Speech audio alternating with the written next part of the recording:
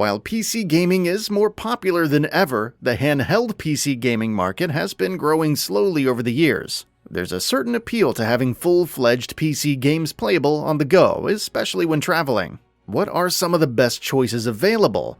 Take a look at 5 of the best PC gaming handhelds that you can buy right now. GPD Win 3. Lanru's GPD Win 3 was one of the more highly anticipated handheld PCs last year. It packs an Intel Core i7-1165G7 quad-core CPU with a base frequency of 2.8 GHz and a max turbo frequency of up to 4.7 GHz, while an Intel Iris Xe GPU handles the graphics. The 5.5-inch touch display has a 1280 by 720 resolution and 400 nits of brightness. There's also 16GB LPDDR4X RAM at 4266 MHz and 1TB NVMe 3.0 SSD.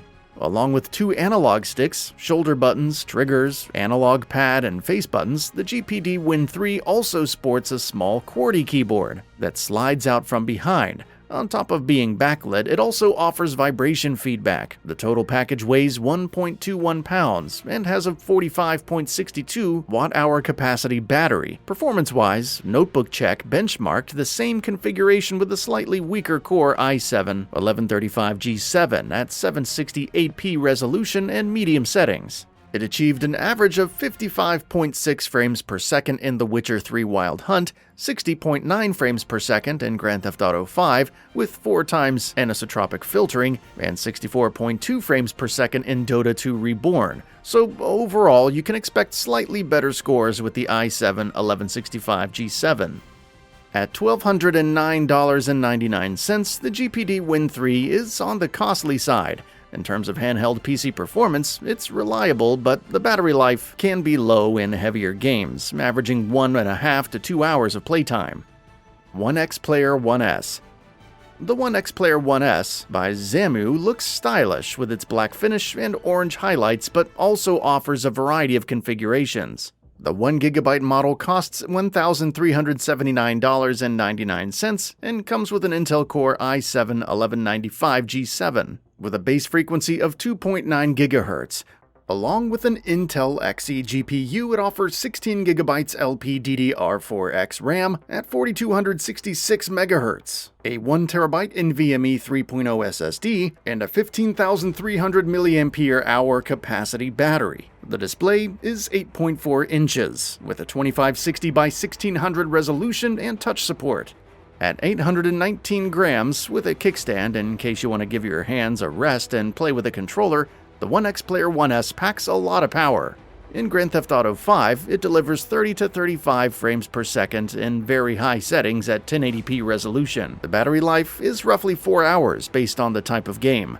Overall, you won't be playing the latest AAA titles at 1600p on the go, but the One XPlayer One S is still a good handheld PC that should run them well at 720p and medium settings. Aya Neo Next. Instead of an Intel GPU, the Aya Neo Next features an octa-core AMD Ryzen 5800U clocked at 1.9 GHz with a boost clock speed of 4.4 GHz. Its GPU is an integrated Radeon Vega 8 along with 16GB of DDR4X RAM at 4266 MHz and a 1TB NVMe SSD. The 7-inch touch display has a 1280 by 800 resolution. The 47 watt-hour battery provides about 2 to 6 hours of gaming depending on the title.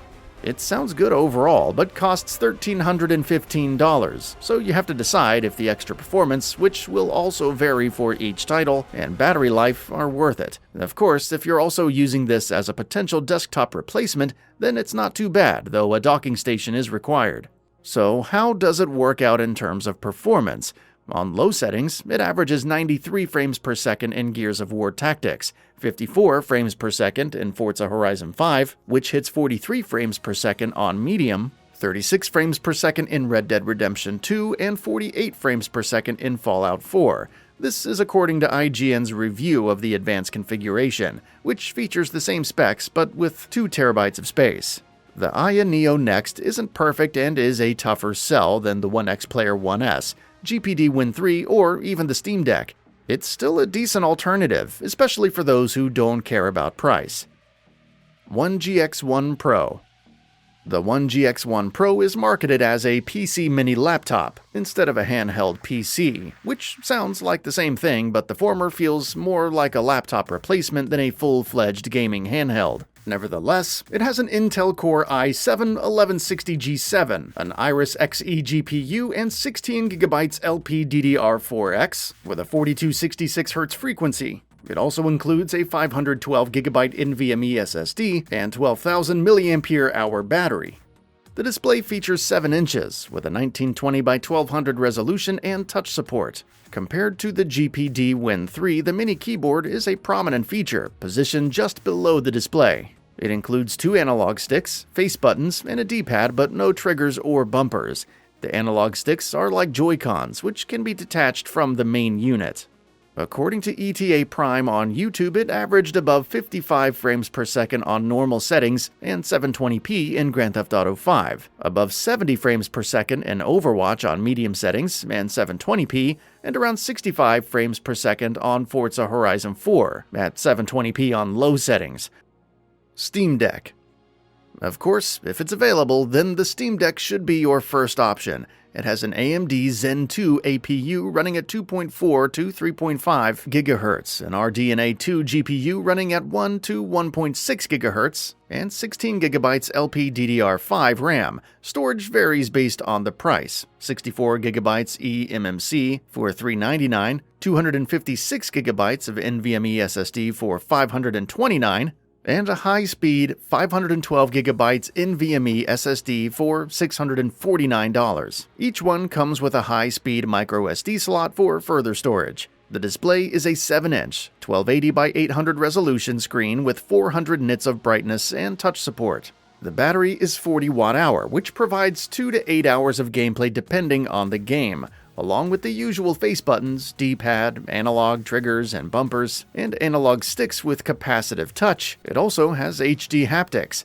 Performance-wise, at 1280 by 800 resolution with the highest preset for each title, you're looking at 42 frames per second in Borderlands 3. Nevertheless, it outperformed a budget laptop like the MSI Prestige 14 Evo and even the Acer Nitro 5 with some titles.